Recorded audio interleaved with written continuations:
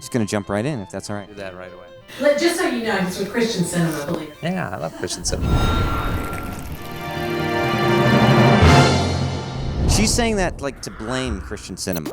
You can blame the Downs boys. Bobby and Kevin Downs. Oh, I oughta. I mean, you've been in the post-apocalypse with Kevin Downs a time or two. Yeah, we can't get out of it, apparently. Is it possible that, like, every character you've played in every movie is potentially the same character?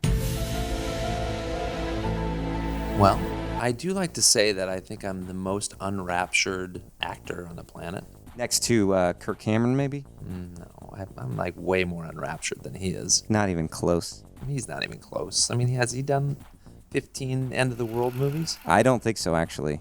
Badge of honor that I hold right here. So I'm wondering, at the end of God's Not Dead 2, you're taken to jail.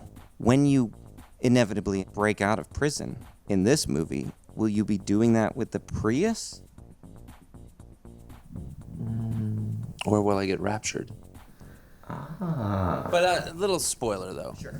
The Prius is coming back. It is. But it's kind of a new Prius. Every movie, we get a new, better Prius. Because cars are, like, essential to your character. Apparently so, yeah. You guys couldn't get your car started in the first movie. That's why the Prius is so important. Yes, because it starts in the second movie. He bought a Prius. Starts every time. That's great. Listen, this stuff doesn't come easy. I mean, we sit around a table for a lot of years thinking, brilliance, Prius, that's the answer. Now, Good. I don't know if you know this, but it's the end of the day, and I have a black eye, and I've been in this judge's chambers. That's where this chaos ensues in this interview. I think it's probably one of the more straightforward interviews I've been able to do. Serious questions then. Okay. All right, ready? A lot of the criticism for the God's Not Dead films have been kind of based, I don't know, no criticisms you've seen. Nope. I haven't seen one criticism. I've seen a few. There's criticism? Yeah, there are a few out there. Some of them have kind of suggested that they seem to somewhat alienate non-believers, non-Christians, atheists, and victimize Christians. Do you think that's somewhat of a misunderstanding of the intention or the message of the film? And if so, like, does this movie clarify that? Wow. That's a big question. I know I kind of had a lot of silly stuff and then I jumped into that. Our desire is not to show a one-sided movie.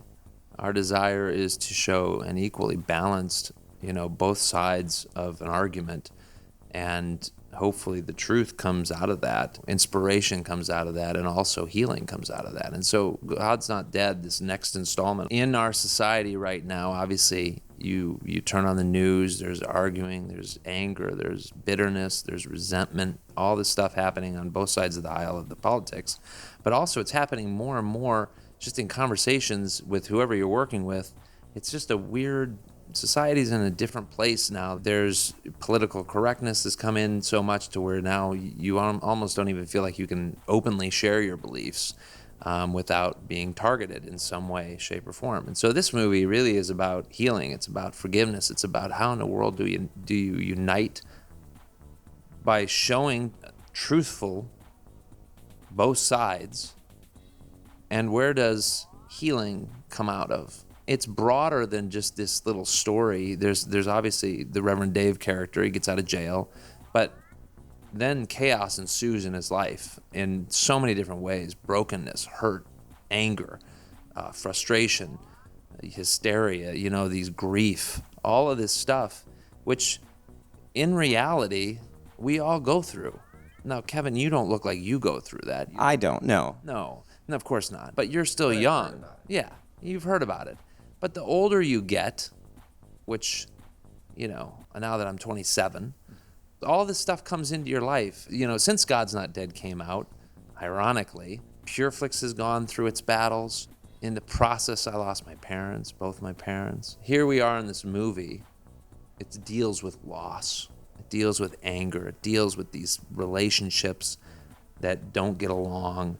And then it's set in this time frame in our society today where it's not only you as an individual's stuff that you're going through, but it's also what is a nation going through? Where's all this hatred coming from? And it seeks to answer these questions not only just the old questions of why does God allow bad things to happen to good people, but also it seeks to bring truth in an organic, real life way and still be inspirational. And I think after 12 or 13 drafts and multiple writers, this story does that. Yeah.